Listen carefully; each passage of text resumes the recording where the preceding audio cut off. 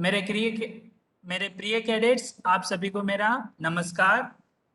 आपको एक बहुत ही प्रतिष्ठित स्कूल है जिसका नाम है सैनिक स्कूल बीजापुर। उसमें आपको जो है तहे दिल से जो है आपका स्वागत है। और जैसे कि सैनिक स्कूल बीजापुर जो है, माना जाता है कि इसका मूल उद्देश्य जो है एनडीए के लिए मानसिक रूप से और बौद्धिक रूप से आपको तैयार करना।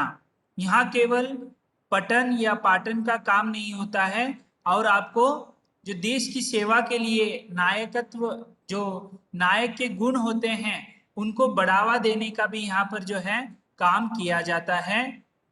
और यहाँ पर जितने भी कैडेट जो हैं पढ़कर गए हैं वो एनडीए में ज्वाइन हो गए हैं और बड़े बड़े अफसर जो हैं बन गए हैं।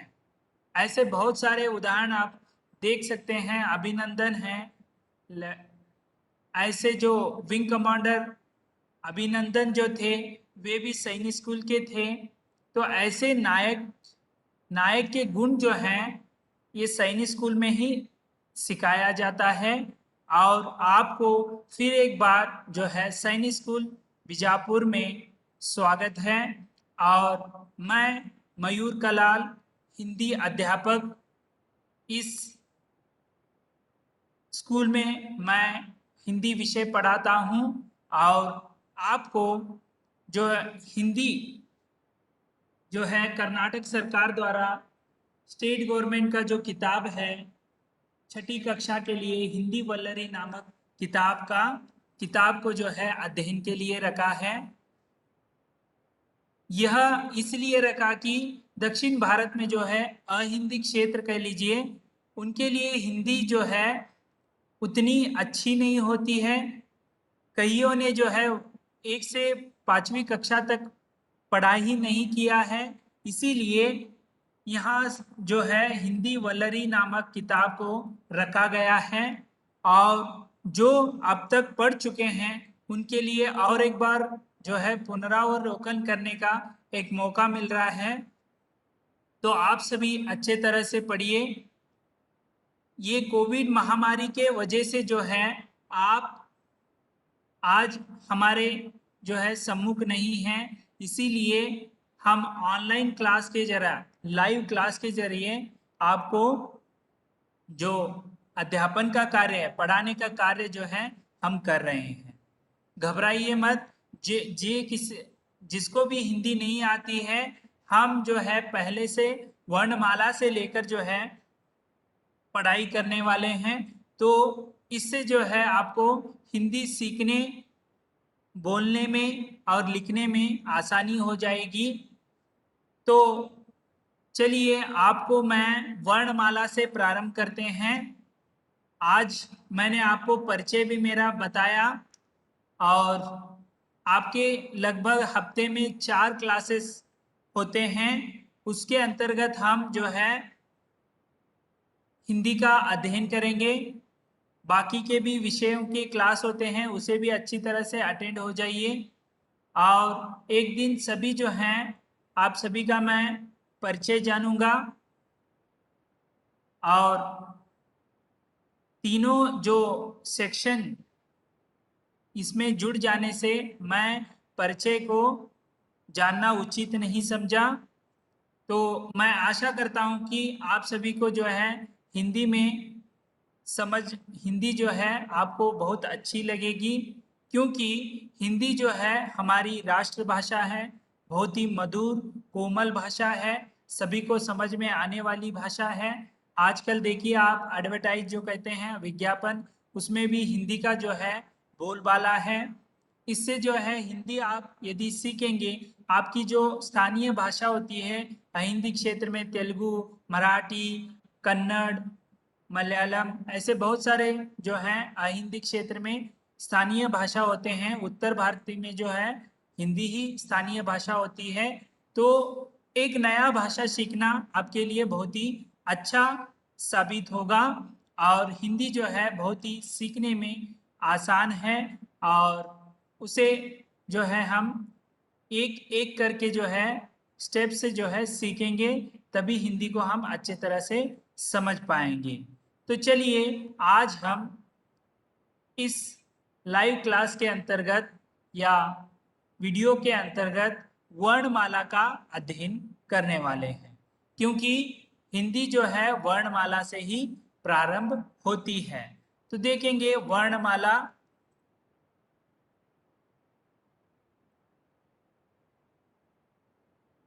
हिंदी वर्णमाला स्वर तथा व्यंजन। हिंदी वर्णमाला में जो है इसमें स्वर तथा व्यंजन दोनों होते हैं। स्वर की संख्या अलग होती है, व्यंजनों की संख्या अलग होती है। स्वरों की सहायता से ही व्यंजन कहलाते हैं। तो देखेंगे स्वर। तो वर्णमाला किसे कहते हैं? देखिए, भाषा की सबसे छोटी इकाई को हम क्या कहते हैं?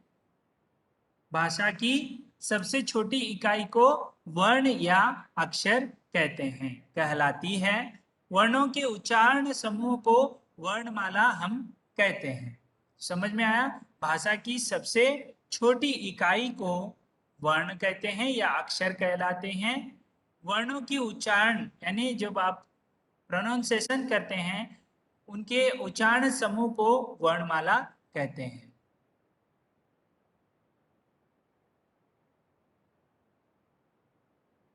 तो इसमें दो प्रकार हैं वर्णमाला में, एक स्वर है, दूसरा व्यंजन है। तो स्वरों की जो व्याख्या है उसे हम पहले देखेंगे किस प्रकार होती है।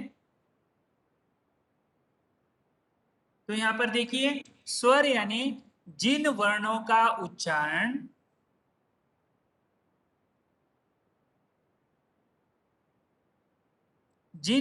का उच्चारण बिना किसी अवरोध के होता है, उन्हें स्वर कहते हैं।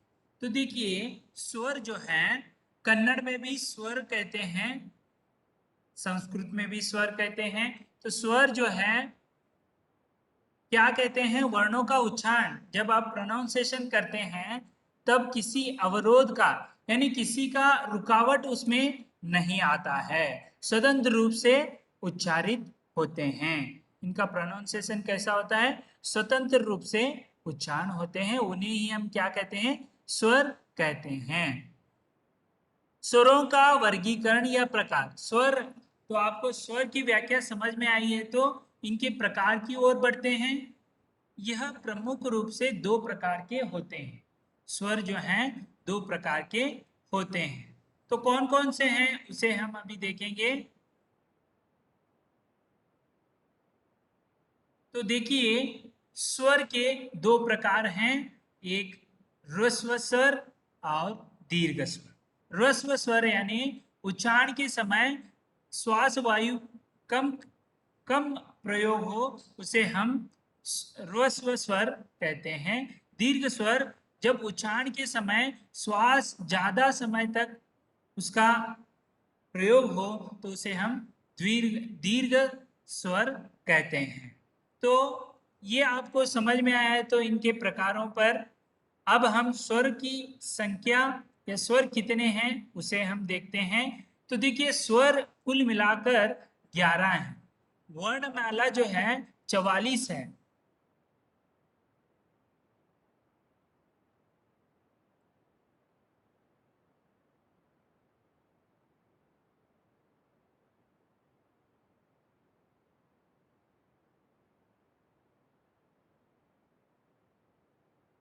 तो देखिए, स्वर कितने हैं? स्वर जो हैं 11 हैं। अम और आहा जो है ये अयोगवाहक है। इन्हें स्वरों में लिखा जाता है लेकिन इनको गिना नहीं जाता है, ये इनको अयोगवाहक में रखा जाता है। तो वर्णमाला की कुल संख्या कितनी है? मानक वर्णमाला की 44 है, उसमें स्वरों की संख्या 11 है, 11। ठीक है, तो इस तरह तो देखेंगे हम किस प्रकार हैं। जैसे देखिए यहाँ पर अ, आ, ई, उ, री, ए, आई, ओ, औ, अम, आहा, ये जो हैं स्वर हैं। ठीक है, स्वर तो इसमें दीर्घ और ह्रस्व और दीर्घ श्वास वायु कम लेती है तो उसे हम क्या कहते हैं? ह्रस्व स्वर कहते हैं। श्वास की वायु उच्चारण के समय ज्यादा लेती है तो उसे हम दीर्घ कहते हैं। जैसे यहाँ पर देखिए, मैं आपको बता देता हूं किस तरह। ये जो ह्रस्व स्वर कौन कौन से हैं बताता हूं। देखिए, अ है, ई है, ऊ है, ये है, वो है। इस तरह जो है ये क्या है? ये ह्रस्व स्वर है। दीर्घ आ, ई, उ, री, आई, औ, ये जो है दीर्घ स्वर कहलाते हैं। तो इस तरह जो है स्वर कहलाते हैं। तो आज हम स्वरों का उतना ही अध्ययन करेंगे, ठीक है। तो आपको पता चला होगा कि स्वतंत्र रूप से उच्चारित, उसमें कोई जो है बीच में टकराव नहीं आएगा, उसे हम जो है स्वर कहते हैं। स्वरों के दो प्रकार हैं, ह्रस्व और दीर्घ। और यहाँ पर स्वरों की संख्या कितनी है? 11 है। तो आप अपने देखा, तो इसे क्या करेंगे अब हम जो है इन स्वरों को शब्दों में प्रयोग करेंगे। तो चलिए किस प्रकार होंगे देखिए।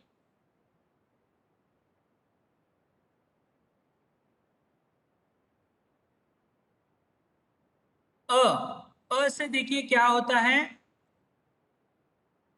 अ से अनार, ठीक है। अ से अनार। तो हम जो है न और ये वर्णमाला व्यंजन जब पढ़ेंगे तब उसका देखेंगे किस तरह न र जो है व्यंजन होते हैं।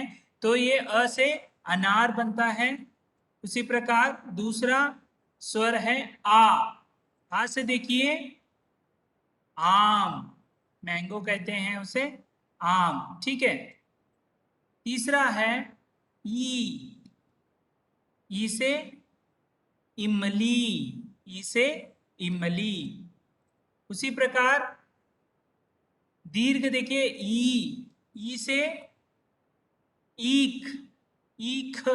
ईख का अर्थ होता है गन्ना, और एक शब्द है गन्ना, ठीक है। उसी प्रकार ऊ, ऊ से देखिए उल्लू, उल्लू का चित्र आप देख सकते हैं। उसी प्रकार बड़ा यानी दीर्घ जो है ऊ देखिए, यहाँ पर ऊ से ऊन, जो है इसे स्वेटर को बनाते समय जो है इसका प्रयोग किया जाता है, ऊन का। उसी प्रकार आगे है री। री कन्नड़ में से रू का प्रयोग किया जाता है। कन्नड़ में इसको रू का प्रयोग किया जाता है और उत्तर भारतीय में ज्यादातर इसे री का प्रयोग किया जाता है। 1 मिनट।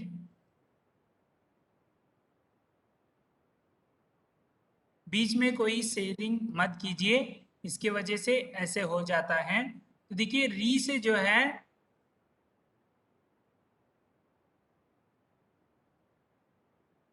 री से ऋषि, कन्नड़ में इसका ऋषि ऐसे कहा जाता है, इसीलिए ऋषि। ऋषि यानी आपने देखा होगा तपस्या वगैरह करते हैं।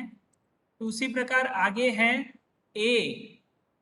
ए से देखिए एडी, जो आपके पैर के नीचे का जो भाग होता है उसे हम, घुटनों के नीचे का जो भाग होता है उसे हम एडी कहते हैं, ठीक है, एडी। उसी प्रकार आगे है आई। ऐसे देखिए कौन सा शब्द बनता है? आइनक। आइनक जो आप लगाते हैं ना उसे हम आइनक कहते हैं, चश्मा भी कहते हैं उसे। आइनक जो है ऐसे बनता है। उसके बाद ओ स्वर से देखिए शब्द बनता है ओखली, जो इसमें मसाला वगैरह जो है आप बारीक जो है कर सकते हैं, इसे हम ओखली कहते हैं, ठीक है। के बाद औ। औ औ से देखिए औषध, औषध यानी मेडिसन, ठीक है। तो ये औषध कहलाते हैं। उसी प्रकार अम, अम उच्चारण जो है इसे अनुस्वार के रूप में प्रयोग करते हैं। तो देखिए यहाँ पर क्या हो जाता है, अंगूर। अंगूर देखिए, मीठे मीठे अंगूर जो हैं, खट्टे मीठे अंगूर भी होते हैं, तो इसे अंगूर इस तरह उच्चारण किया जाता है। जब हम उसे स्वर में देखेंगे तो वह अम बन जाएगा, उसे हम शब्द में प्रयोग करेंगे तो वह अनुस्वार बन जाता है। तो इस तरह आहा, अंतिम जो है आहा योगवाहक आहा है। तो इस तरह आज हमने वर्णमाला के अंतर्गत स्वर का अध्ययन किया, उसकी परिभाषा को देखा, उसके साथ साथ 11 स्वरों का उच्चारण किया, उनसे बनने वाले शब्दों को भी देखा। तो ये जो अंगूर, इनके जो मात्राएं हैं, औषध है, उनके मात्राओं का अध्ययन हम अगले वीडियो में करेंगे। उससे पहले स्वर के बाद व्यंजन होने के बाद जो है हम मात्राओं का अध्ययन करके 12 कड़ी का अध्ययन करेंगे। तो अगले वीडियो में हम व्यंजनों का अध्ययन करेंगे लाइव क्लास में। धन्यवाद।